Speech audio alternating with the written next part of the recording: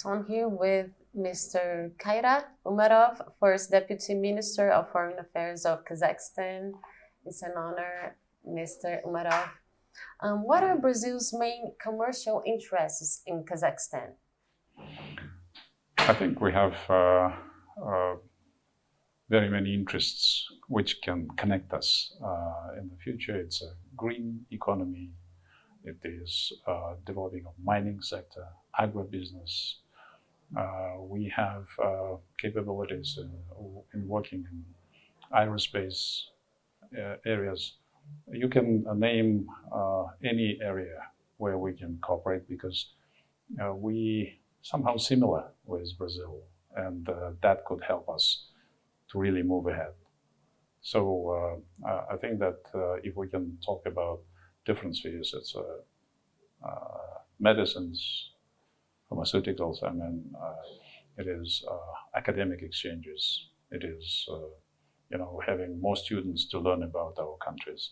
So it's a lot of educational, scientific, cultural spheres where we can enrich both of our countries. Great. And more than half of Kazakhstan's imports comes from China and Russia. What paths must Brazil pursue to be more competitive towards these nations? I would put it in a different perspective. We're not talking about to be competitive with someone. We're talking about synchronizing our efforts, because China is next door to Kazakhstan, and it's a huge market. And you cannot avoid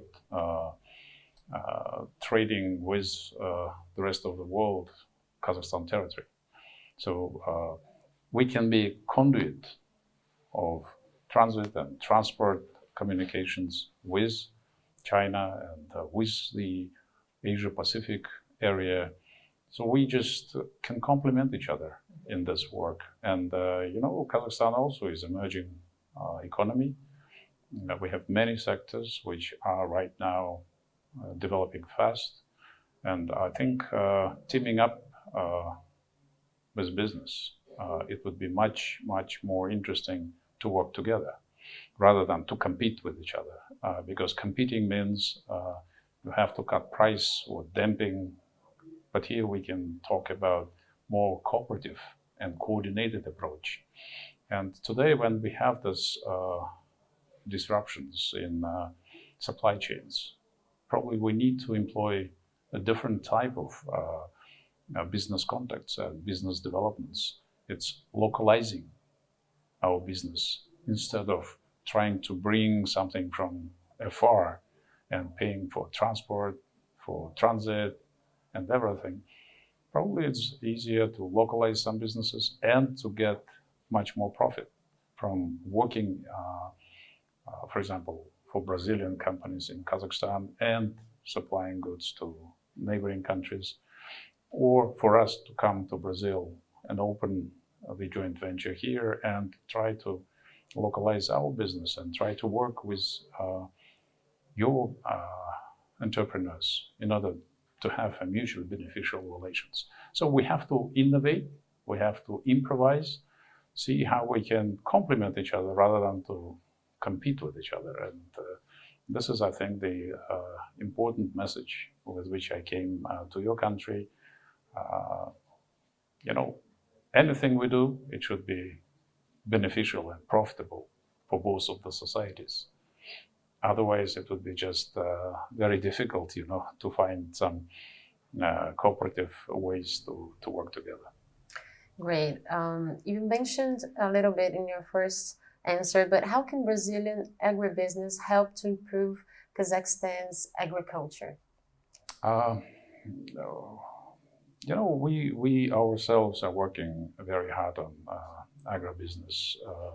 We try today to reform the way we deal with that issue. We try to export our products. And we have 9th largest territory in the world. And it's huge potential to be used for growing crops, for growing cattle, and to have organic food, which is very much demanded today in the world, rather than having other artificial ways of growing cattle or growing crops. That means that we have vast opportunities to work together.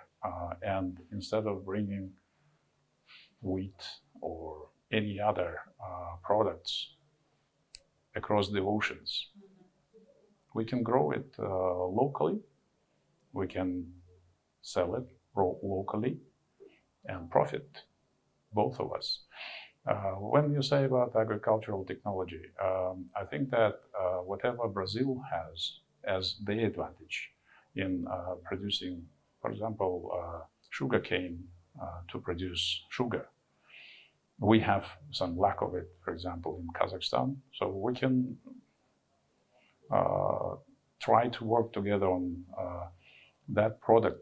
Of course, we cannot have sugarcane in Kazakhstan, but we can probably work on other agricultural needs, like growing other crops, which could be of interest for the neighboring countries and for the local market. In Kazakhstan, again, we are in top 10 producers of wheat in the world, and we supply wheat and flour to the neighboring countries. We would like to see that we employ better technologies where we can be more effective in this sphere. And today we inviting the Brazilian company, if they see their niche in agribusiness, growing cattle, having to improve the quality of genes in the cattle, or to grow other products, we are ready to cooperate. We are ready to look at that and see how we can implement it. The same comes probably with your businesses. If they see something which we can be of help, for example, in the mining sector, we're also ready to share our experience and work together with your companies and see how we can be of help to you. In fintech, for example, area, Kazakhstan has done a lot in digitalization of the society. And today, for example, it's a very easy way how you can pay even without money, just using all these new technologies. And our companies, they right now become quite a leading ones in that respect, when you can pay without hassle, just using internet or just calling to each other. If I need to buy something from you, I just dial your number and send you money, and you will see it. That's it. You don't need money for that.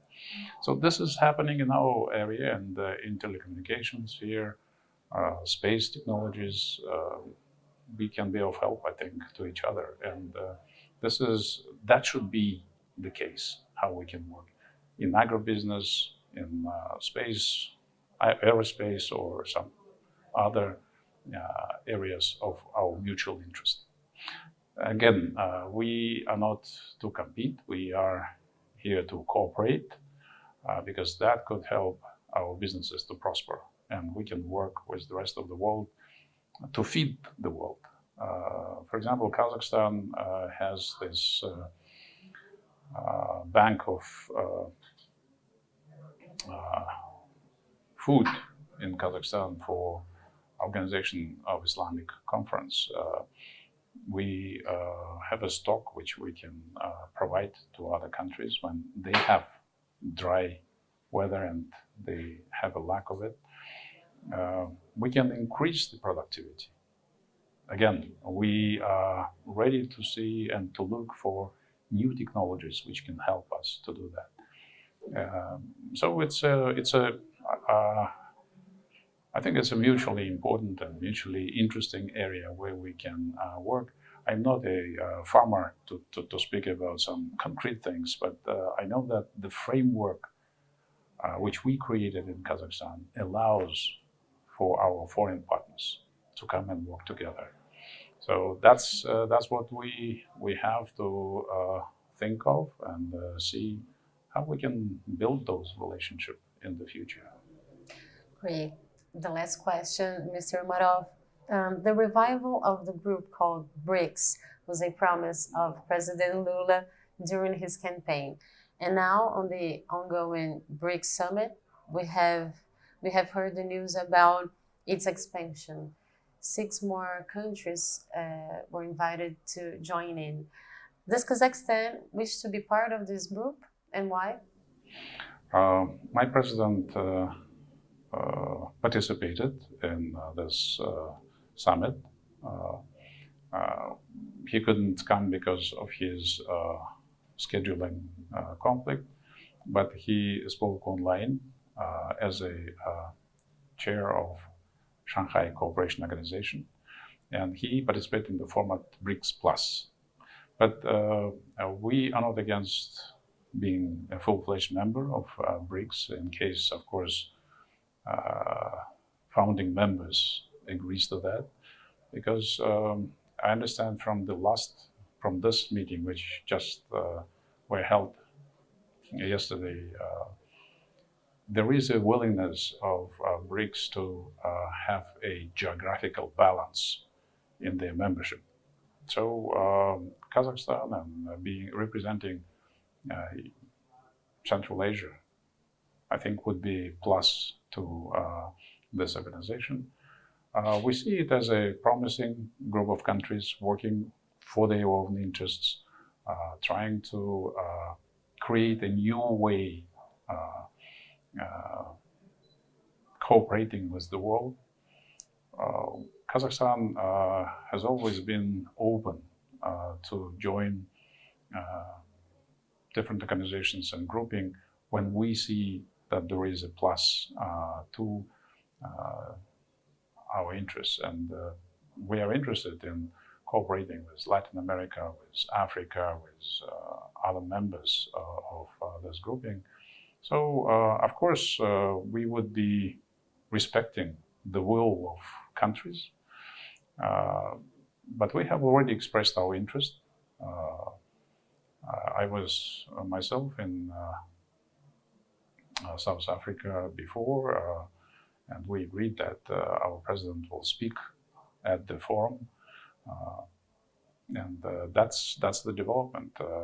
We would like to share our own experience. We would like to share our own knowledge, how we are building our own regional organization, like Shanghai Cooperation Organization, for example, or Conference on Interaction and Confidence Building in Asia, or how we just try to work on economic issues in the region.